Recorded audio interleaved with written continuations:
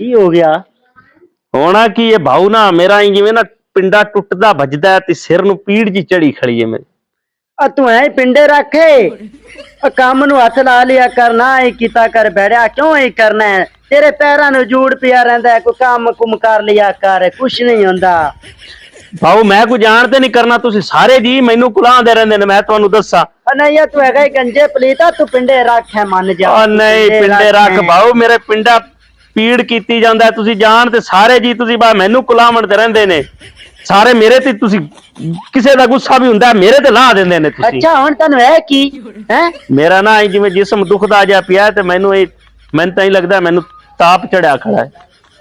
ਓਏ ਅਲੀਆ ਇਹਨੂੰ ਲੈ ਜਾ ਪਿੰਡੇ ਰੱਖ ਨੂੰ ਡਾਕਟਰ ਨੂੰ ਚੈੱਕ ਕਰਵਾਇਆ ਪਿੰਡੇ ਰੱਖ ਨੂੰ ਲੈ ਜਾ ਨਾਲ ਵੇਖ ਤੇ ਰਾਣੇ ਦੇ ਪੈਰਾਂ ਨੂੰ ਜੂੜ ਪਿਆ ਬੇਈਮਾਨ ਦਿਆਂ ਨੂੰ। ਉਹਨੂੰ ਸੱਦ ਭਾਊ ਮੈਨੂੰ ਛੇਤੀ ਲੈ ਜਾਵੇ। ਅਲੀਆ ਆ ਜਾ ਇਹਨੂੰ ਲੈ ਜਾ ਪਿੰਡੇ ਰੱਖ ਨੂੰ। ਭਾਊ ਅਲੀ ਆਈ ਜਾਂਦਾ ਹੈ। ਲੈ ਜਾ ਸਾਡੇ ਰਾਮ ਨੂੰ ਲੈ ਜਾ ਜਲਦੀ ਪਿਛਾ ਟਾ ਲਿਆਵੀਂ ਮਾਲ ਨੂੰ ਪੱਠੇ ਵੀ ਪਾਵਣ ਵਾਲੇ ਨੇ ਸਾਡੇ ਰਾਮ ਨੂੰ ਲੈ ਜਾ ਜਾ ਯਾਰ ਭਾਊ ਛੇਤੀ ਚੱਲ ਮੇਰਾ ਪਿੰਡਾ ਦੁਖੀ ਜਾਂਦਾ ਮੇਰੀ ਜਾਨ ਜਾਂਦੀ ਪਈ ਹੈ। ਭਾਊ ਨਾ ਗੁੱਸਾ ਕੀਤਾ ਕਰੋ ਹਰ ਵੇਲੇ ਗੁੱਸਾ ਕੀਤੀ ਰੱਖਦੇ ਜੇ।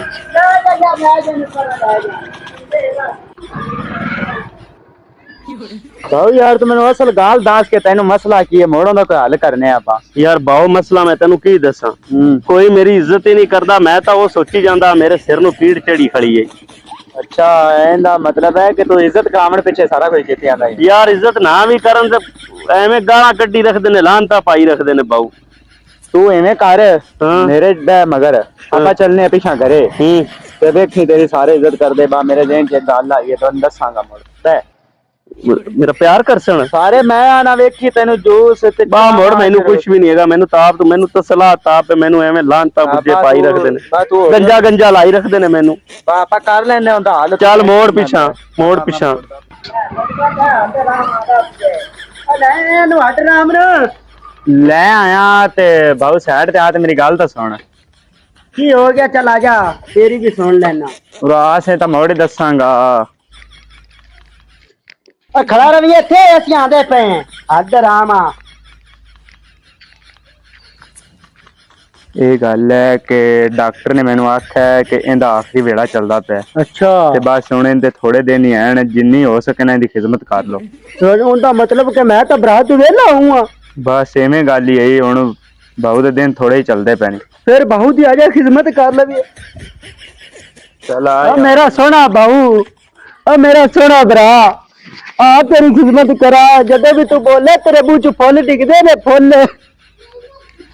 ਆ ਹੁਣ ਤੇਰੀ ਖਿਦਮਤ ਕਰੀਏ ਇਹਨੂੰ ਨਾਪੇ ਤੂੰ ਵੀ।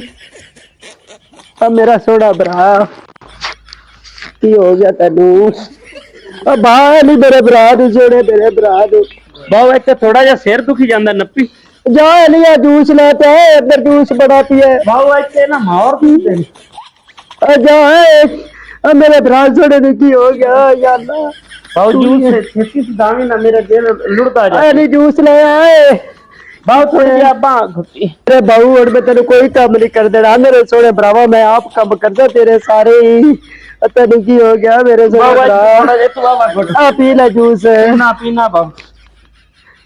ਮੇਰੇ ਸੋਹਣੇ ਭਰਾਵਾ ਤੈਨੂੰ ਕੀ ਹੋ ਗਿਆ?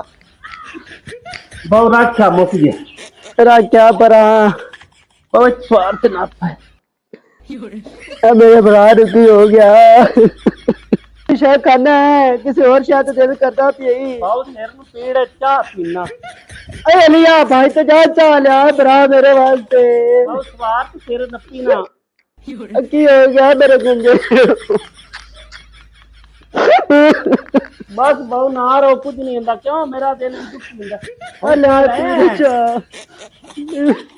ਤੇਰਾ ਭਰਾਵਾ ਭਾਊ ਅੱਗੇ ਤਾਂ ਕਾਹਵਾ ਵੀ ਨਹੀਂ ਦਿੰਦੇ ਹੁਣ ਦੁੱਧ ਚ ਪੱਤੀ ਲਾ ਕੇ ਦਿੱਤੀ ਜੇ। ਬਸ ਭਰਾਵਾ ਤੈਨੂੰ ਕੀ ਦੱਸਾਂ ਮੈਂ ਤੈਨੂੰ ਕੀ ਦੱਸਾਂ ਬਸ ਪੀ ਲੈ ਭਾਊ ਭਲਾ ਹੋਵੇ ਅਲੀ ਦਾ ਕਿਵੇਂ ਕਿੰਨੇ ਮੈਨੂੰ ਇਹ ਦੱਸਿਆ ਵੀ ਵੇਲੇ ਤਾਂ ਸਾਰੇ ਹੀ ਚੰਗੇ ਹੁੰਦੇ ਨੇ ਪਰ ਆਖਰੀ ਵੇਲਾ ਸਾਰਿਆਂ ਤੋਂ ਚੰਗਾ ਹੁੰਦਾ। ਉਹ ਕਿਵੇਂ? ਉਹਦਾ ਮਤਲਬ ਤੁਸੀਂ ਮੈਨੂੰ ਕੂੜ ਮਾਰਿਆ ਦੋਵਾਂ ਨੇ ਆ ਗੰਜੇ ਪਲੀਤਾ ਸਿਰ ਲੈ ਕੇ ਹੋਏ ਗੰਜੇ ਪਲੀਤਾ ਮੈਂ ਸਿਰ ਨੱਪੀ ਪਰ ਆ ਜਾ ਪਰ ਇਹਨੂੰ ਕੰਮ ਕੁਮਲਾ ਪਰ ਬੇਈਮਾਨ ਨੂੰ। ਭਾਊ ਤੂੰ ਨੱਪੀ ਯਾ ਅੱਲਾ, ਇਹ ਤਾਂ ਪਤਾ ਲੱਗ ਗਿਆ ਵੀ ਜਿਹੜੇ ਦੁਨੀਆਦਾਰ ਨੇ ਨਾ, ਇਹ ਬੰਦੇ ਦਾ ਬਸ ਆਖਰੀ ਵੇਲਾ ਜਦੋਂ ਆਉਂਦਾ ਹੈ ਉਦੋਂ ਇੱਜ਼ਤ ਕਰਦੇ ਨੇ, ਸਾਰੀ ਜ਼ਿੰਦਗੀ ਇੱਜ਼ਤ ਨਹੀਂ ਕਰਦੇ। ਜਦੋਂ ਪਤਾ ਲੱਗਦਾ ਵੀ ਹੁਣ ਟਰੂ ਹੈ, ਉਦੋਂ ਉਹਦੇ ਬੜੇ ਭਾਰ ਭਰਮ ਤੇ ਬੜੀ ਉਹਦੀ ਕਦਰ। ਤੇ ਯਾ ਅੱਲਾ, ਇਹਨਾਂ ਦੁਨੀਆ ਵਾਲਿਆਂ ਨੂੰ ਹਦਾਇਤ ਦੇ ਵੀ ਜੀਂਦੇ ਬੰਦੇ ਦੀ ਕਦਰ ਕਰਨ। ਹੁਣ ਮੇਰੇ ਭਰਾਵਨ ਬਸ ਰਾਜ਼ੀ ਨੇ। ਹੁਣ ਯਾ ਪਤਾ ਲੱਗਿਆ ਵੀ ਇਹਨੇ ਨਹੀਂ ਮਰਨਾ ਤੇ ਕੰਮ ਕਰ ਲੈ, ਤੇ ਜਦੋਂ ਇਹਨਾਂ ਨੂੰ ਪਤਾ ਵੀ ਇਹਨੇ ਮਰਨਾ ਹੈ ਤੇ ਮੇਰੀ ਕਿੰਨੀ ਇੱਜ਼ਤ ਹੈ।